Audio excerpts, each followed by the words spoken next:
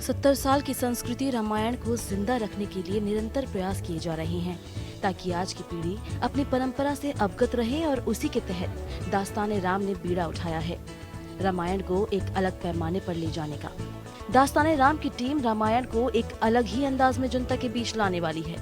रामायण की कहानी और रामायण के भाव को दास्तान राम उर्दू में प्रस्तुत करेंगी ताकि रामायण को लेकर जो लोगों के दिल में एक सोच है वो कुछ अलग हो पाए कि रामायण को हिंदी और संस्कृत के अलावा उर्दू में भी पेश किया जा सकता है। साथ ही इस रामायण में संगीत और कविताएं भी होंगी जो दर्शकों का मन मोह लेगी। ये जो हमारा प्रोडक्शन है ये बहुत लिटरेरी प्रोडक्शन है। इसमें क्या है कि जो मैंने बताया कि 100 किताबें अभी भी लाइब्रेरीज में मौजूद हैं, तो उन किताबों पे रिसर्च की गई, उस सारे कंटेंट को लेके, उन सारी नज़मों को, शायरी को लेके गूंधा गया और ये जो स्क्रिप्ट है ये बनाई गई। दास्तान राम की टीम में लगभग 30 आर्टिस्ट हैं जो रामायण को उर्दू में बिना भाव बदले लोगों को समझाएंगे। साथ ही रामायण में शैडो पपेट्री भी होगी जिससे आज की पीढ़ी को आकर्षित करना आसान होगा। इस रामायण में डायलॉग के साथ कविताएं भी होंगी। दास्तान राम अपनी प्रस्तुति 16 अक्टूबर को दिल्ली में पेश करेगी, जिसके लिए टीम ने पूरी तैयारी कर ली है। रिहर्सल करने के लिए सेट तैयार हो रहा है, हमारा आर्टिस्ट कॉस्ट्यूम वगैरह रेडी हो रही है, सारी चीज़ें हम तैयारी में लगे हुए हैं। तो इंशाल्लाह बहुत अच्छा होगा और खुशी है कि मैं दास्तान राम का एक पार्ट बना हूँ और जितना भी हो सकता है इसके लिए मैं करूँगा, कोशिश करूँगा। इसके शोज़ हमारे काफ़ी मल्टीपल शोज़ हैं, वो सब मैं देख रहा हूँ और सबके साथ मिलके और हम लोग पूरी टीम मिलकर एक वर्क कर रही है, काम कर रही है इस पर। रामायण में मोतियों को उर्दू की माला में पिरोना इतना आसान नहीं, लेकिन दास्तान राम के डायरेक्टर और कलाकारों ने इस माला को बड़े ही सरल तरीके से एकत्रित कर खूबसूरत बनाया है।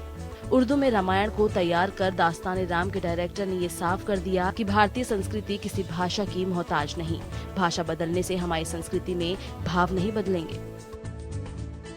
ये एक नया एक्सपेरिमेंट है कि उर्दू और मुस्लिम जो और उर्दू कल्चर को हमने इसमें इंक्लूड करना चाहे। जैसे इसमें हमने मरसिया का इस्तेमाल किया है, सोज़ क्या है, नोहा क्या है, मनक़िबत क्या है, और ठुमरी, हमने कथक में ठुमरी का यूज़ किया है। तो बहुत सारा मुस्लिम कल्चर को हमने इसमें यूज़ किया है। दास्तान राम के डायरेक्टर मुस्ताब मालिक ने बताया कि रामायण को उर्दू में प्रस्तुत करना इतना आसान नहीं है, लेकिन उनकी और सभी कलाकारों की मेहनत से ये प्रस्तुति बड़ी अनोखी और मन मोहने वाली होगी।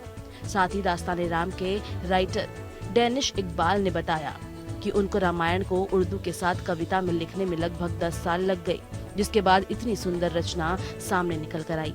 दास्तान राम की पहली प्रस्तुति दिल्ली में होनी है, जिसके बाद पूरी टीम प्रयागराज, लखनऊ और बनारस में जाकर उर्दू में रामायण पेश करेंगे। इस रामायण की अद्भुत बात ये है कि इसमें कलाकार हिंदी धर्म के साथ मुस्लिम धर्म से भी हैं और सीता की भूमिका निभाने वाली कलाकार मुस्लिम धर्म की नावजा है जो इस किरदार को बखूबी निभा रही है। I think it is very necessary to sort of कि लैंग्वेज को हम लोग फिर से रिवाइव करें।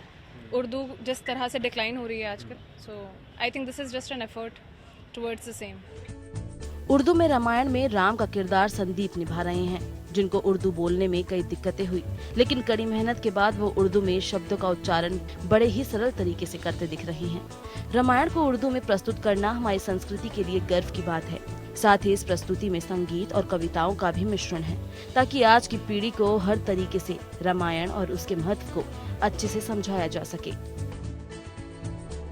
दिल्ली से संदीप गौर के साथ ब्यूरो रिपोर्ट।